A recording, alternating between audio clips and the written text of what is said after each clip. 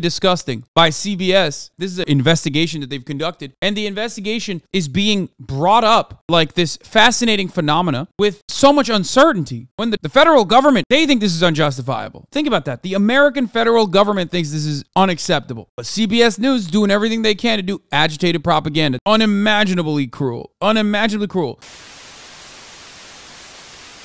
In this firefight, you hear the sound of a baby crying. Yeah, it's almost our natural response is that you're going to hear that and want to do something about it. An unclassified military report reviewed by CBS News found the child was likely the orphan daughter of an al-Qaeda foreign fighter who entered Afghanistan from a neighboring country. The baby's right here in this corner. David says partner Afghan forces then suggested throwing the baby in a nearby river. They wanted me to throw the baby into the river because they believed that she was a terrorist. 6 additional Army Rangers also on the mission backed up David's account, telling CBS News some Afghan forces suggested drowning or abandoning the baby to die. As a soldier and as a new father, what was going through your head?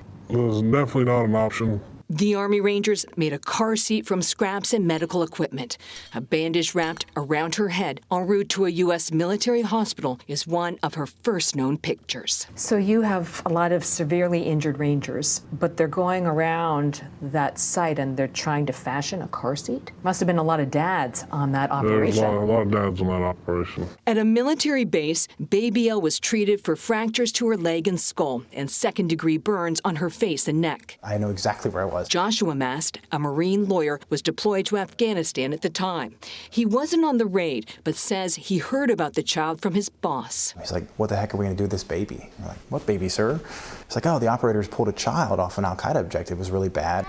When Mast learned about the baby, he called his wife Stephanie, who was in the U.S. raising the couple's sons. The moment when we heard about her for the first time, it wasn't a difficult decision to make. It was just, there was an innocent child caught in an unfortunate situation, and we wanted to see if there's anything we could do to help, and we were able to. This photo, shared with the Masts, is from a nurse's station. I would say that's one of my favorite photos of her because, again, like behind her there's a combat trauma center, right? And like a real military hospital where service members are coming in from the war in Afghanistan, and you got this little girl that they've taken care of. And I don't know, it's everything good about America in that photo. As the child was treated in a military hospital, the Masts began the process of officially adopting Baby Elle in the U.S. Meanwhile, the Afghan government and the International Red Cross searched for Baby Elle's biological family in Afghanistan. According to court documents, the baby was eventually given to an Afghan couple. The then Afghan government determined the husband to be the baby's first cousin.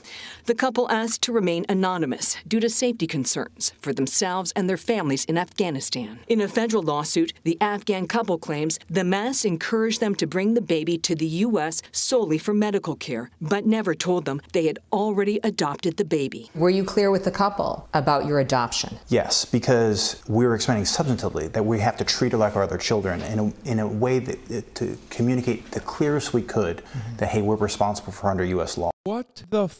Give the baby back. What is going on? That's insane. Are they on national television saying, no, this is like our baby now because it's a better place for this baby to grow because of the conditions that we directly cultivated in the baby's actual, like, normal habitat environment? This man is saying finders keepers to a child. This sounds like everything that you've heard so many times over because it's the exact same. This is a part of plunder. This is a part of imperialism. This is a part of like colonialism. It has happened so many times and it will continue to happen. But on the word adoption, Sure. Did you use the word adoption? I don't think I used the word adoption.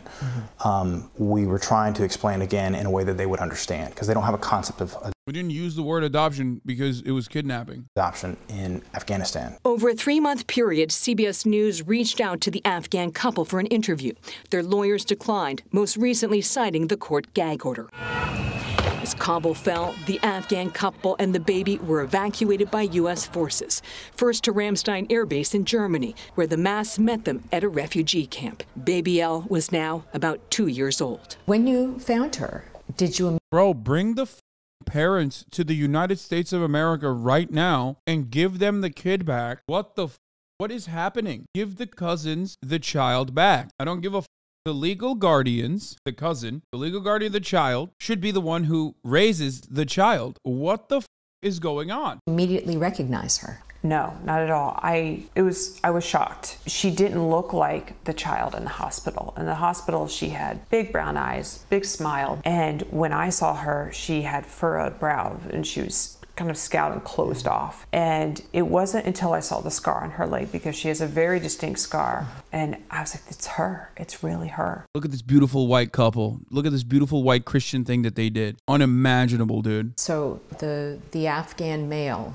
tells you, don't worry about my wife. She's going to have her own baby. She's going to forget about this child. Exactly. From Germany, the Afghan couple flew to Virginia with baby Elle and then traveled to Fort Pickett military base. The couple says in court filings they thought they were bringing baby Elle to the U.S. for medical treatment, while the Mass say they made it clear that baby Elle would become their adopted child. Did you feel that you effectively communicated that you had custody of this child and that you were legally responsible for the child in the U.S. courts? Absolutely. I mean, they used her military ID and her U.S. name and identity to get to America. It wasn't just medical care. And so when he, throughout the course of the crisis, he's like, so could she go to university? And we're like, absolutely. So the understanding was very clear that it was a long-term commitment throughout the course of a childhood all the way to adulthood.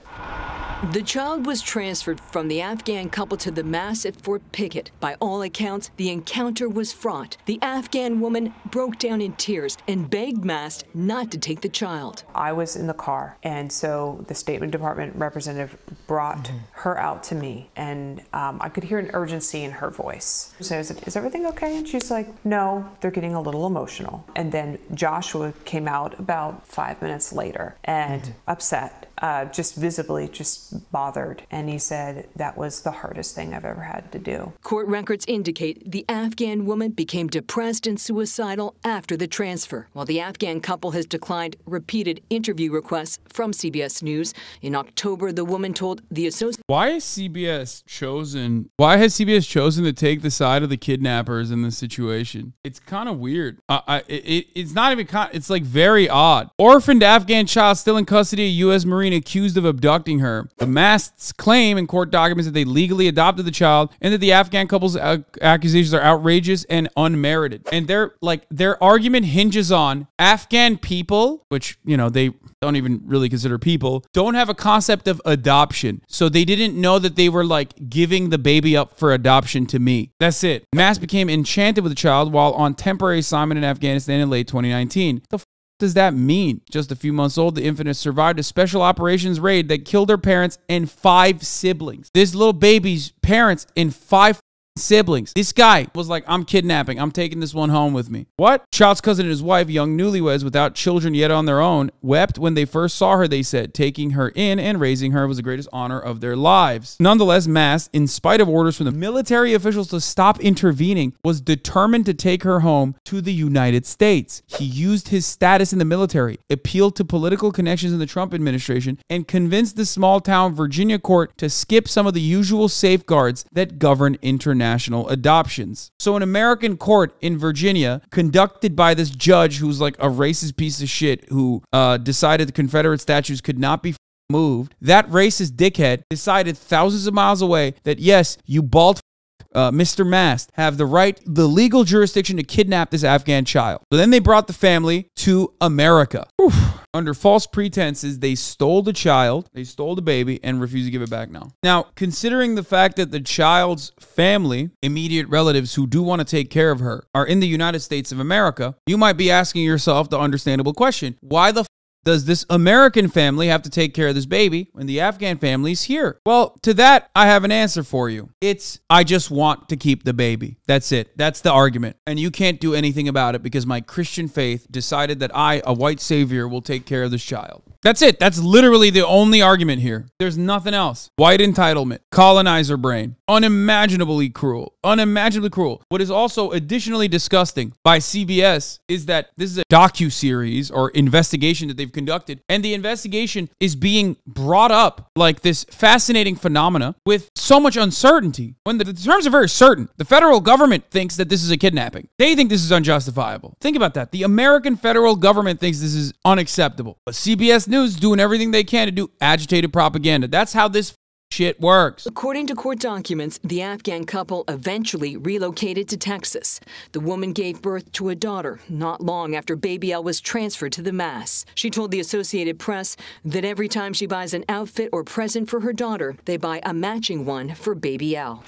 For the last 16 months, Baby L has lived with the Mass and their 4 sons. It seems like, Catherine, you could say a lot would be lost in transition and with culture. And why are they so what, bro? This has to be like reinforcing the narrative that like our enemies are enemies. Even if they are civilians, they're not enemy combatants. Like they're not human. They're subhuman, and therefore they don't have the normal feelings that a human being would have. Like you know, the loss of a child by an invading force. Like you can't be this callous when talking about this kind of thing unless you just like they're talking about this like it's a heartwarming story when it's kidnapping. What the I mean, this is and wild. With how they do things there. Do you think the couple really didn't know that they were giving the baby up for adoption? On the question of adoption, the simple explanation in Afghanistan is that it's much more of a guardianship system. I mean, this is probably one of the most complex investigations I've ever taken on, and it's got this incredible emotional overlay. Right. And then you've got the Defense Department, the Justice Department, the State Department, the Taliban, all weighing in about the future of not only this child, but both of these families. Yeah. 2 households saying we're in a position to love this child, we want this child, and 2 countries saying, you know, this is the best place for her. Yeah. Yeah. Wow. What